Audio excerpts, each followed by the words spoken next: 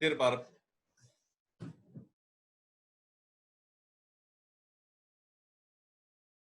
dear participants, hello. I'm glad to talk with you about the multicultural projects, and especially to talk with you about sport for peace and development activities. Especially, I'm going to talk about the role of sport in the social development. But first of all, before getting to the use of sport or sport as a tool for reconciliation or for developing and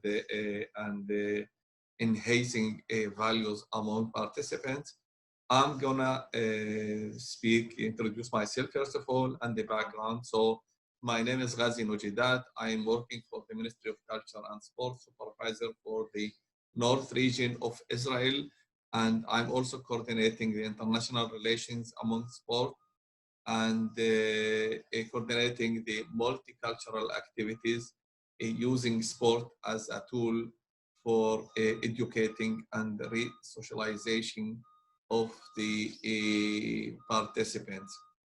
So talking about the Ministry of Culture and Sport of Israel, it can't be isolated without talking about the population of Israel. So we are talking about a population nearly 9 million inhabitants. When we are talking about something like more than 6.5 million inhabitants Jewish, which is nearly 75%. And we are talking about 2 million minorities. The majority is Arabs, around 21% of the Israel population.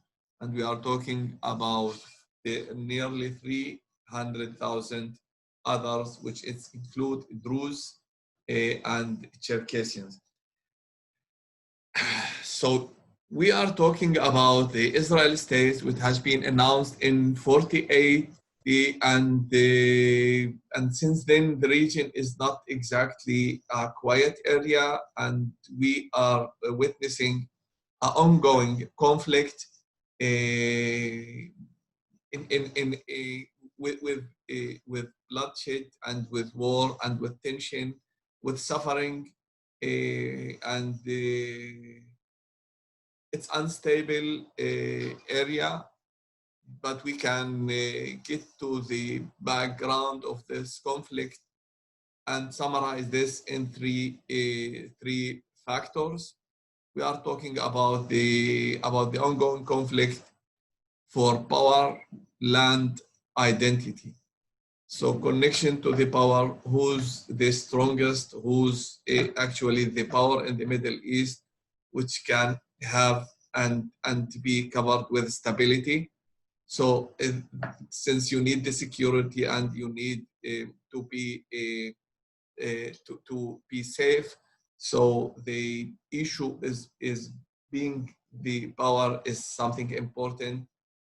The second factor is connected to the land, to whom it belongs, the land, who has been promised with this land, how it would be divided, and which borders exactly fit the claim from the sites. So we are talking about also the third factor, which is connected to the identity, whether this state is a Jewish state, whether it's supposed to be the all citizens state, and we are talking here about the Palestinian claim of having the land. So where's exactly the solution is stay? It's hardly to know, and it's hardly to point on this. So with these three factors, we can see that the Palestinian and the Israeli is still in ongoing conflict with disagreements, with tensions, with periods of time when there's escalations, and periods of time where the things get quiet and get to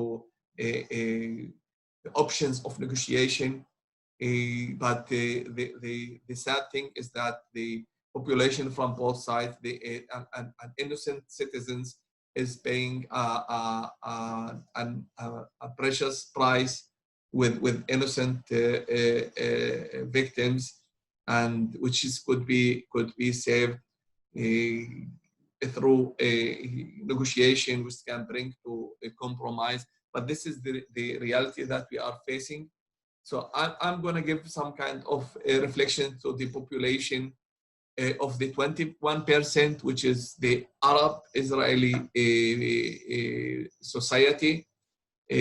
When we are talking about among this minority, we have more than 1.2 Muslims. We have the Bedouins. We have the Bedouins is Arab Muslim, but just their way of life is nomadic population, move from place to place. But today it's more and more limited possibilities. We are talking about the Arab Christians, more than 90,000%. Majority of them is Greek Catholic. We are talking about the Druze, which is also something around the 100,000 Arab speakers living in more than 22 villages, and we are talking about something like 3,000 Cherkessians who come from the south of Russia in the beginning of the century. Our aim is through the engagement in increasing number of multicultural sport projects, we seek educating the children for basic human values, and through them to deliver a clear message: the world can be more peaceful and secure with population grow on trust, respect, and tolerance towards the other, even if he or she differ from them. We aim to achieve that through developing ongoing multicultural sport programs. I'm going to talk about the factors which can contribute to the success of inter-community sport projects. We are talking about stable sport department. We are talking about long-term sport plan. We are talking about the encourage and the support from the parents. We are talking about the willingness from the leadership of the community. And for sure, we are talking about major factor connected to dedicated and well-prepared volunteers, local and international, what we called, the change agent or the mediator, and through this we can prepare the climate for a success project.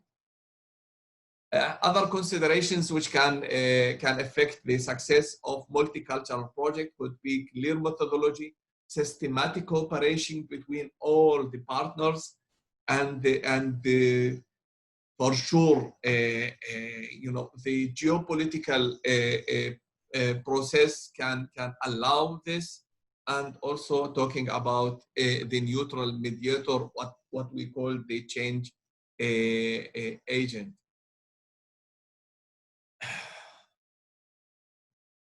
Factors to facilitate positive interaction. Rather than the sport, there's other factors who could facilitate and could contribute to the positive interactions between different population or populations in a conflict. Talking about culture, tradition, as we say, sport, language, to know the other language, because language could be a bridge. When you don't know the other language, you could be in some kind of suspicious and feeling threatened. Social interactions, accepting the existence of the other. This is something very important, to accept the existence of the other, and which means that,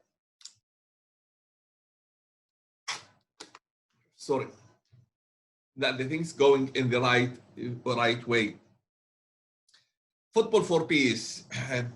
So the Football for Peace project is a combination with several partners, at least here in Israel. It has been with the sport in Israel, Brighton University, Kel University, and the British Council. Sorry. The beginning of Football for Peace has been in 2001 when a priest has been volunteering in an Arab village, which is combination of Muslims and Christians, called Erbilin, and it's in Galilee, in the north of Israel. It's like 20 minutes far from Nazareth.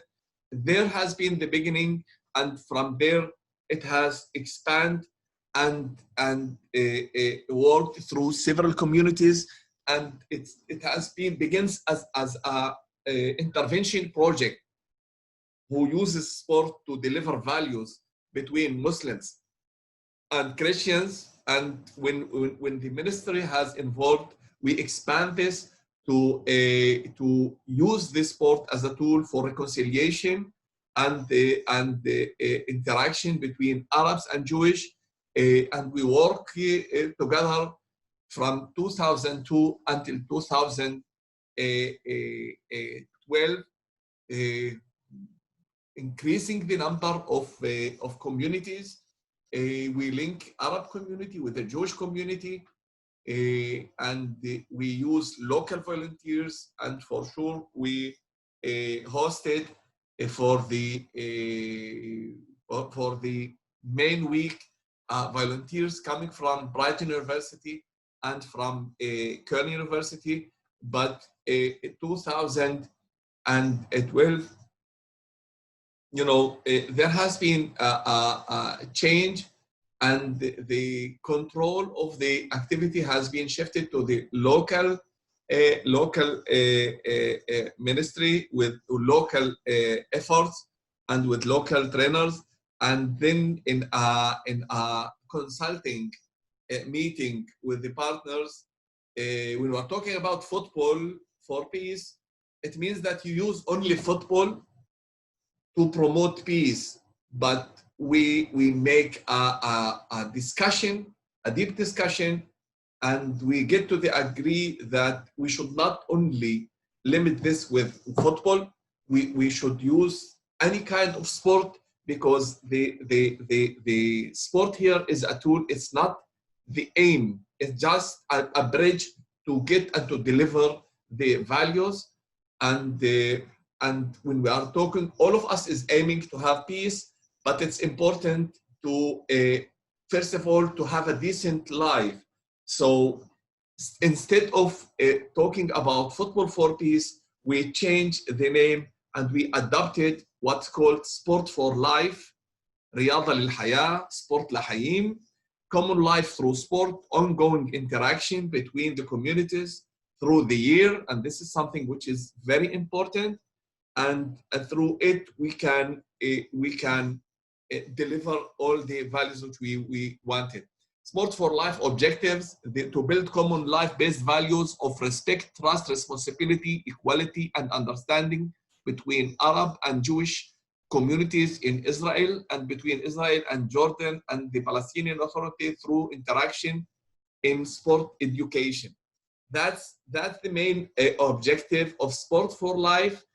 As you could see, we continue the values from Football for Peace, and we keep the link with Football for Peace, but we have another uniform, totally new, and deeping inside and using any kind of sport. As you could see, Ministry of Culture and Sport, Sport for Life, Common Life Through Sport. We are talking about multidiscipline sport activities in divided societies. When we focus on girls' empowerment, multicultural and common activity, low socioeconomic families, disability, and single parents. This is the population which we targeted with our activity, and also according to the socialization process. And that's very important for us.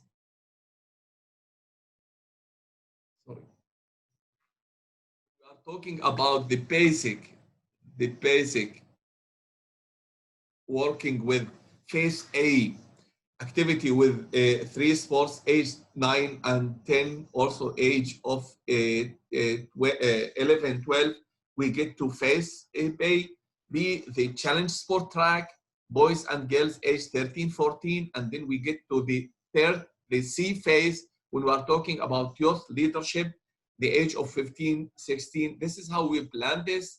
As you could see, Sport for Life developing teenager leadership capability through sport activities, the age of 15, 16, who has been participating in the youngest age in the project could be a sport social leaders on the sports communities. For sure, we are talking about the values of Football for Peace, and the values which we want to dig in our population is the same: neutrality, trust, equality, respect, and responsibility. So this is exactly the things which we are talking about. It challenges that we face through the year is the political instability, the commitment of the communities and the trainers and the officials, ongoing cooperation through the years. We are not talking only about one activity, we are talking about ongoing cooperation. Some hesitancy, especially we find this with the Jewish communities, the involvement of the parents, so and the to compete with other attractions that they face the children. This is how we get with the project.